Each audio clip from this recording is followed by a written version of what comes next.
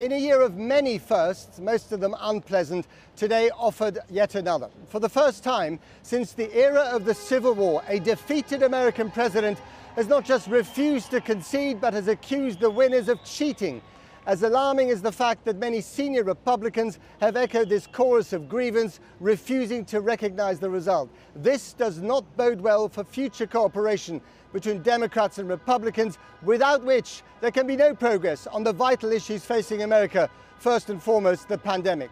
Also tonight, Vice President-elect Kamala Harris reminds America of a glass ceiling finally smashed.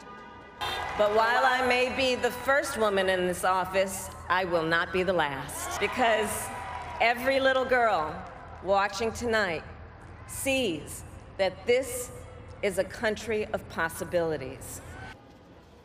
And what can a Britain on the cusp of Brexit expect from Joe Biden, who once described Boris Johnson as a Trump clone? This is the time to heal in America. If last night was for spontaneous scenes of jubilation, including right here, as his supporters spilled out onto the streets, Joe Biden began his first full day as president-elect, as he does any other Sunday, going to church in his hometown of Wilmington. As for Donald Trump, so far, very public silence. From Wilmington, here's our foreign affairs correspondent, Jonathan Rugman. You can tell a president in waiting by the size of his Secret Service protection squad. This cavalcade a rolling rebuke to the current commander-in-chief's state of denial. Then Joe Biden trotted on stage like the old political trooper he is. The 77-year-old clearly energized by his win and full of feel-good one-liners, which so many Americans want to believe and hear. I pledge to be a president who seeks not to divide, but unify. Let this grim era of demonization in America begin to end here and now. A usually sleepy Wilmington awoke last night to the man once derided as Sleepy Joe. But his real audience was a country almost as traumatized as if it had been to war. He only mentioned Donald Trump once in 17 minutes, minutes which sounded more statesmanlike than anything in the last 4 years. For all those of you who voted for President Trump, I understand the disappointment tonight. I've lost a couple times myself, but now, let's give each other a chance. It's time to put away the harsh rhetoric, lower the temperature, see each other again, listen to each other again. And to make progress, we have to stop treating our opponents as our enemies. They are not our enemies, they are Americans. They're Americans. Joe Biden's reduced his rival to a single term.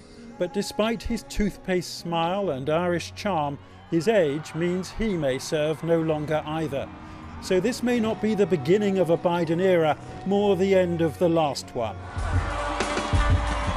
Though Kamala Harris may have an era all her own.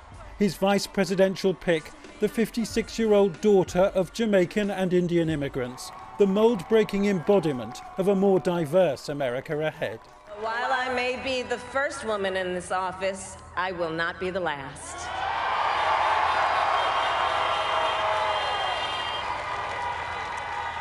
Because every little girl watching tonight sees that this is a country of possibilities. We are one people. We are one nation. Many Americans want the volume of their politics turned down.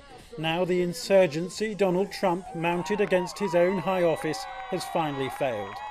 Yet ask them how Joe Biden will heal America, and a people who are rarely tongue-tied suddenly are. But people say the nation needs to heal. What's Biden got to do to make that happen? That's a very good question. Well, he's got a lot of things to do. It's a lot of work to be done. It's been 4 years of division. There's been too much hatred. Black woman VP, yeah! There you go. Yeah, we're turning the page. We're very excited. It's not gonna all happen in a year and so, but if he does something. Give me time. Yeah, if he gives him time, little by little, and hopefully he can come together. I would say that the biggest challenge that this president faces is getting the United States people to work together and stop acting like children. And how's he going to do that? God, I am not sure. Joe Biden may not light up American politics, but many Americans have had enough of the fireworks of the last 4 years. The point of Joe Biden is to channel his inner Abraham Lincoln and seek to unite this divided country. Fine words, but easier said than done. Jonathan Rugman, Channel 4 News, Wilmington, Delaware. Well, when the going gets tough, Mr. Trump goes golfing again as he headed back to his favorite Virginia golf course for the second day in a row. Since his defeat, the president hasn't made any public comments about anything like concession, for instance, while some senior Republicans have echoed his claims that the election was in fact stolen, questioning the result in so many ways. Others are choosing just to keep silent and to bite their tongues. Our Washington correspondent, Siobhan Kennedy, now reports. Donald Trump would have to have worn his Make America Great Again earmuffs not to hear the party of the decade taking place outside his front door last night. He wasn't invited, of course, but he was very much there in spirit. It came as no surprise to anyone that Donald Trump has so far refused to do what every president in modern history has done before him, concede and go out graciously. Instead, on Twitter, he insisted that he won the election, that it was riddled with fraud, and where it mattered, he said, they stole what they had to steal to win. At this point, it would be wrong for him to concede.